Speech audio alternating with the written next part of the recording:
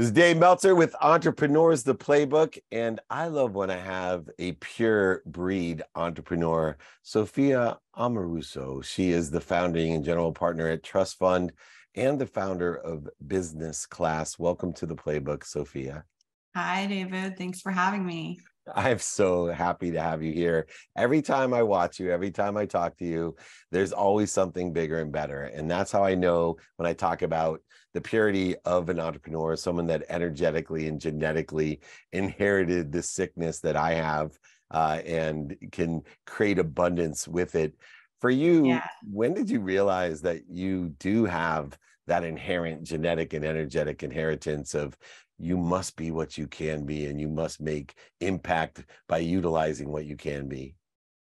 Yeah, I think impact kind of came behind what was my curiosity into entrepreneurship. And I didn't even consider it entrepreneurship. So I started an eBay store when I was 22 in 2006 and it's called Nasty Gal, and eventually, had a website and curated other brands and did over $100 million in revenue. But it started with a little marketplace, not little, but before Etsy, before you could build a website on Shopify, it was so challenging.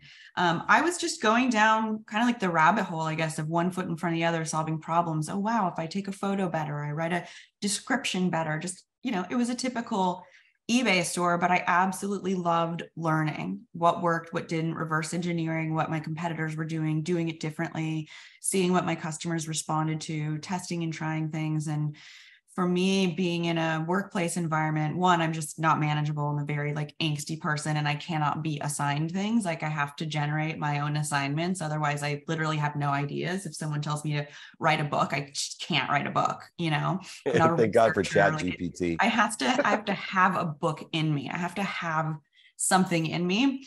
And it was through that 10 years of entrepreneurship that I realized, wow, you don't have to be a business person to be a business person. At the time, I thought business people, I didn't go to school. So I thought business people carried briefcases, and sometimes they do, the ones that actually commute now.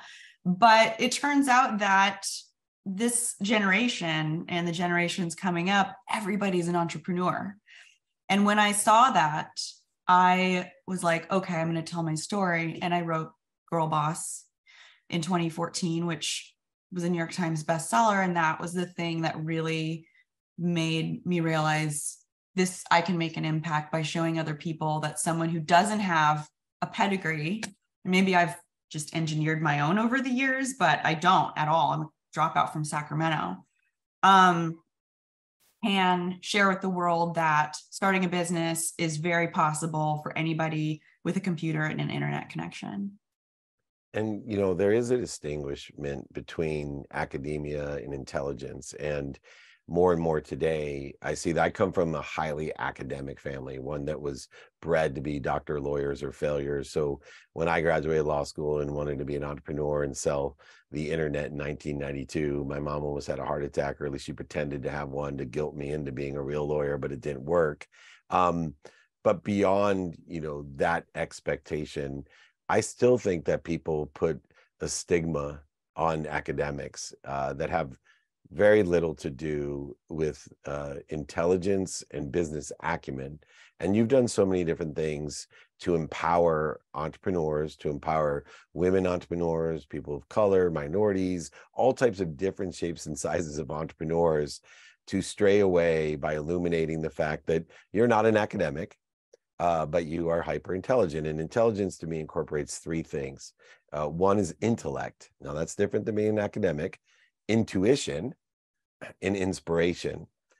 For you, does that resonate with you, those three attributes? And if not, or if so, what other ones do you think are included in the distinguishment between being an academic and being intelligent?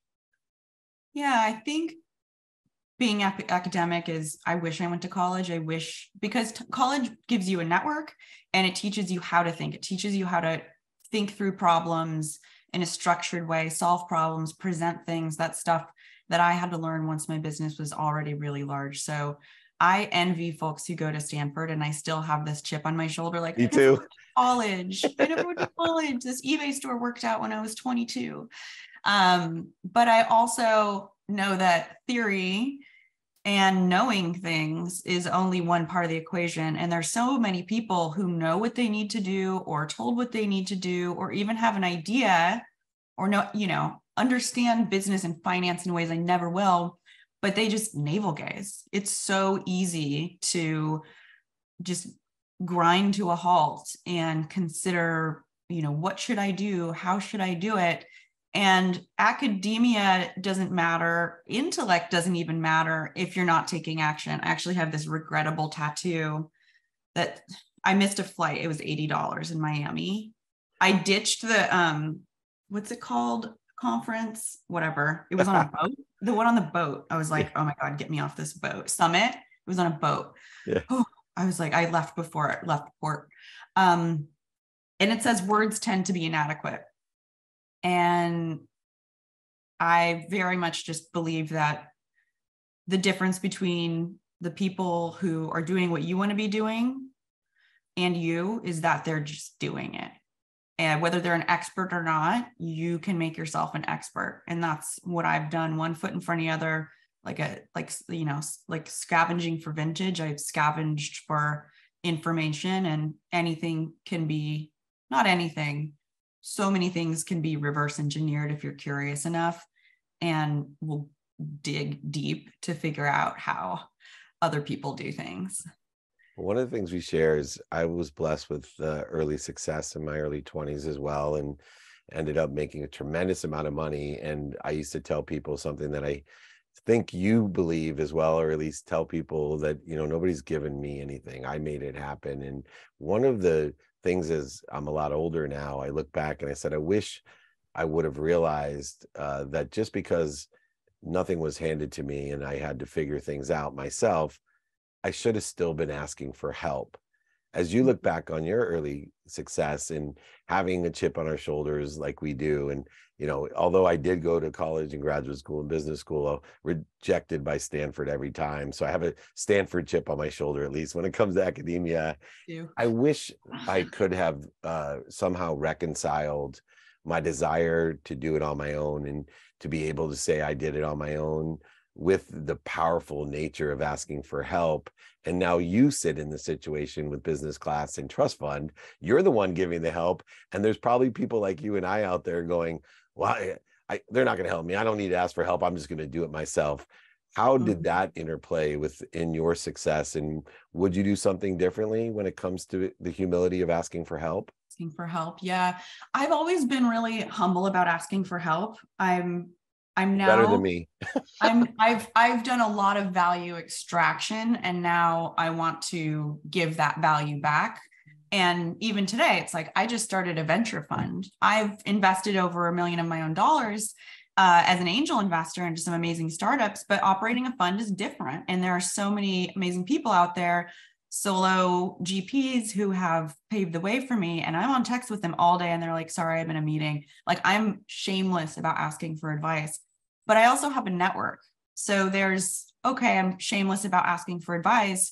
But if you're in a place where you don't have those relationships, and even worse, you don't know who to ask, that's really tough. Humility is only one part of the equation. And I was in that position for years at Nasty Gal when I started my business. I bootstrapped it to over 12 million in revenue. I had no credit cards. I had no debt. I had no investors. I thought selling something was literally buying it and selling it for more than you paid for it, and then not spending all the money. I didn't know companies could operate at a loss. It just was not my world.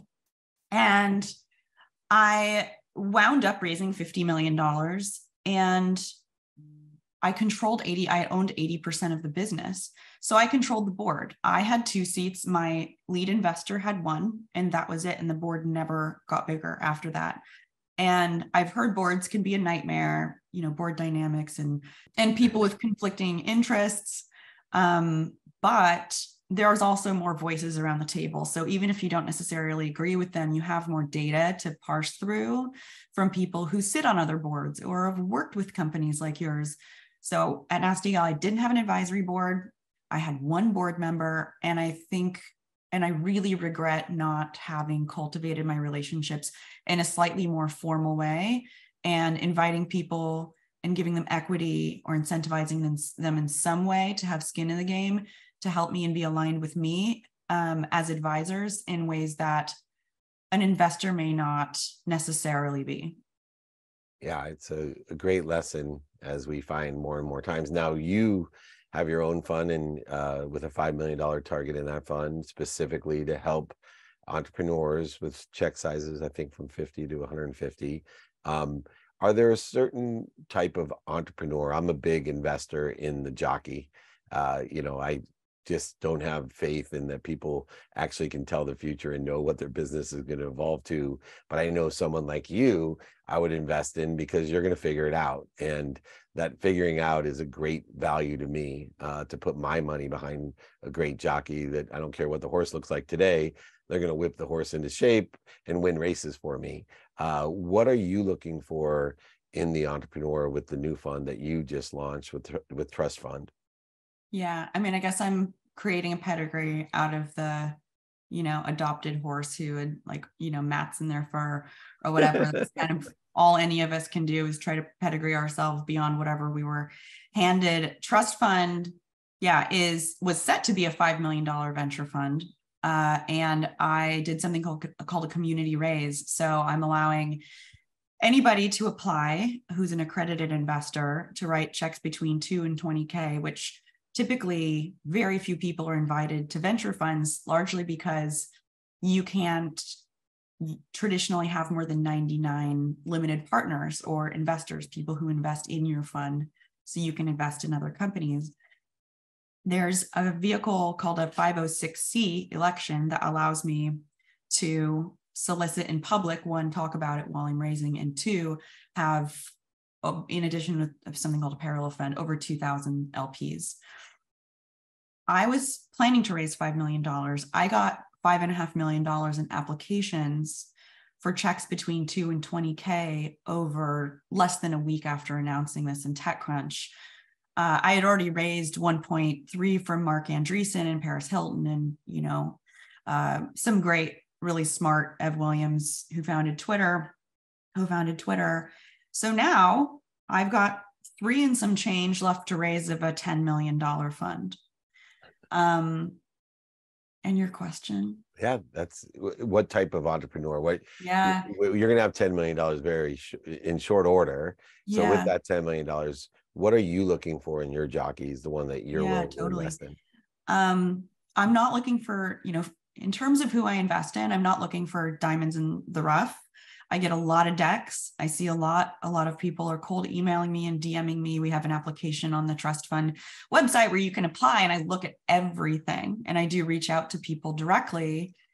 I'm not a giant venture fund. I don't see everything. I don't see every productivity tool and every collaboration tool and every digital health startup. And there are tons emerging at any given time. I don't see the full landscape like a larger fund does. So I am, maybe for the first time in my life, a little bit of a follower.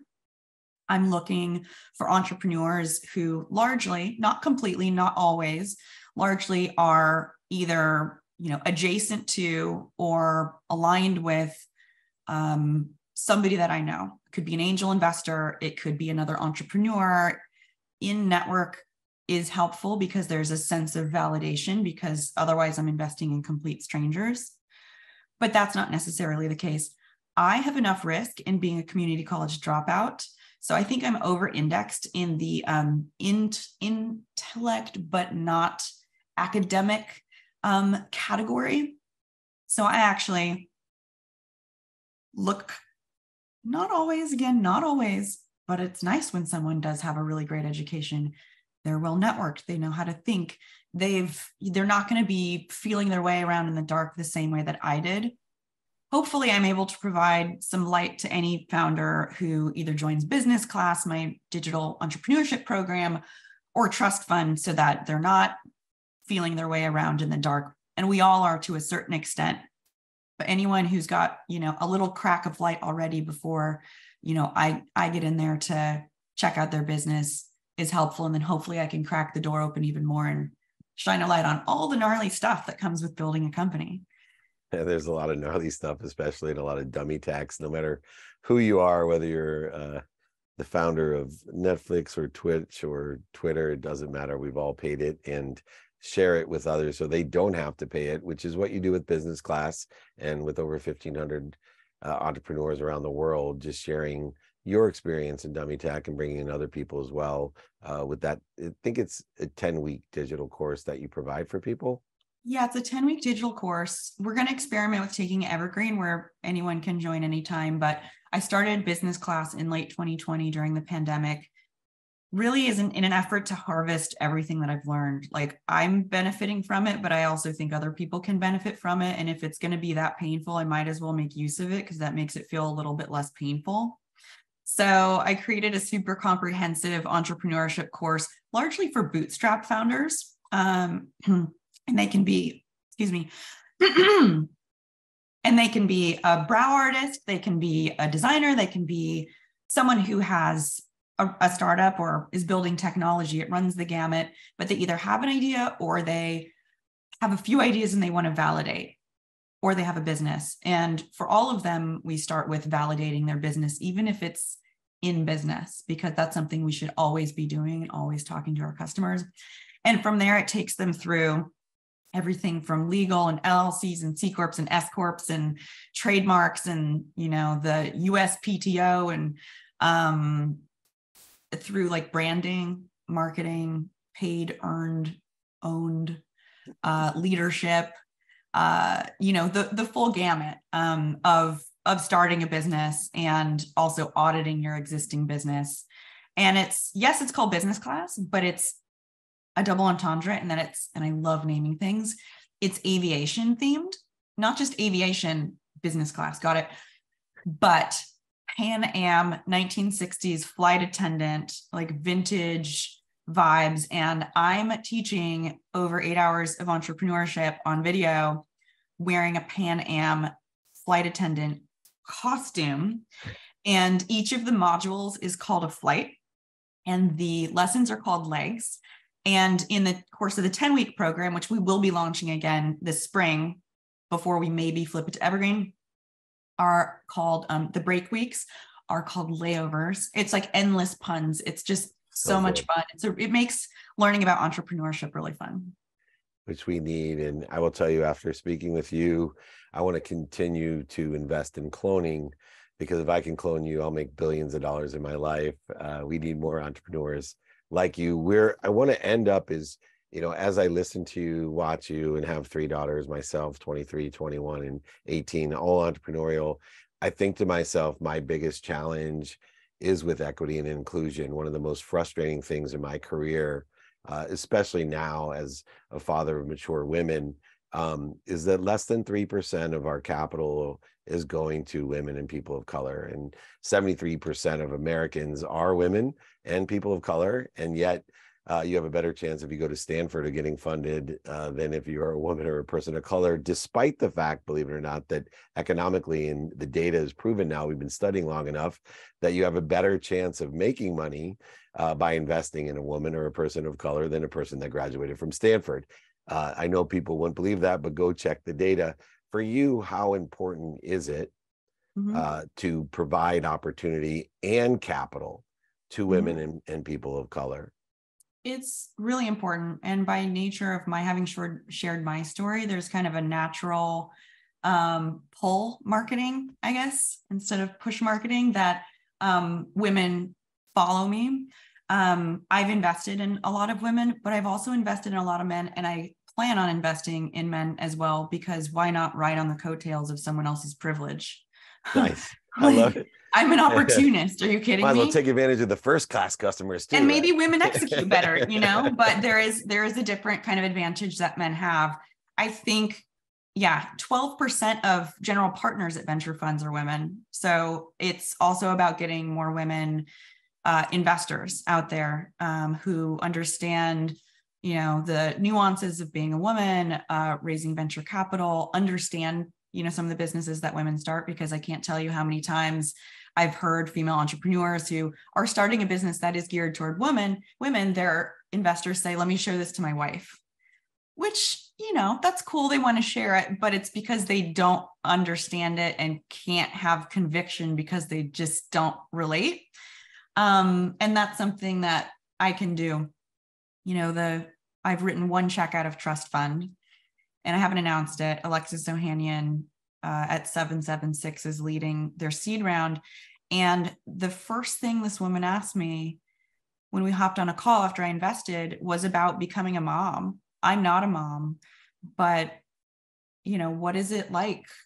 What am I going to experience? I'm afraid that they're going to think I'm taking my eyes off the ball. What if I have to take time off? Or I don't remember her specific questions, but these aren't questions that you can ask a male investor. And navigating, the being a woman is just, you have a different experience, right? You're like you're like laid up when you have a kid. So. The president of my company is pregnant at this time, so we're dealing with that exact issue and trying to be economical and supportive at the same time with what's most important to me, which is family. And someone who has 4 kids, it's a priority for me to figure it out, how I can still make money and help people and have fun within the context of their values. And I will tell you, it's just such a pleasure and an honor to be with you. I know you'll close out that round very quickly, but while everybody's listening to this, if there's any room left, make sure you check out Trust Fund. It's so much easier to make money by investing in people like Sophia than actually building it yourself. Trust me, I've done it both ways, and I'm always looking for people like you to help me make a lot of money, help a lot of people, and have a lot of fun. Thanks for sharing your playbook to success, your trust fund. The business class is a great way to do that as well. Come on, join the plane, fly with Sophia. Thanks, thanks for joining me. This is Dave Meltzer.